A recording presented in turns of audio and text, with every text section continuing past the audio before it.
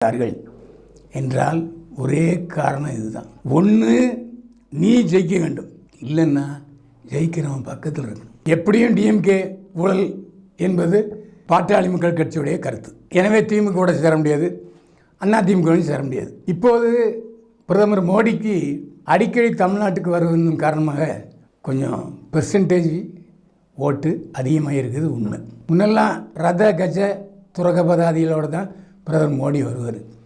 இப்போ அவரே தமிழ்நாட்டு மக்கள் தனக்கு கொடுத்த ஆதரவை பார்த்து ரோட்டில் நடக்க ஆரம்பிச்சிட்டு, அந்த அளவுக்கு இன்றைக்கு அதிமுகவை ஓரங்கட்டி விட்டு இரண்டாவது இடத்துக்கு முனைப்போடு முன்னேறி கொண்டிருக்கிறது பாஜக. கருத்து கணிப்பில் கூட 40க்கு 40 அதெல்லாம் சும்மா. இன்றைக்கு திமுகவில் கூட்டணி பலமான கூட்டணி தான், அதில் எந்த சந்தேகமும் இல்லை. ஏன்னா 2 கம்யூனிஸ்ட் கட்சிகள்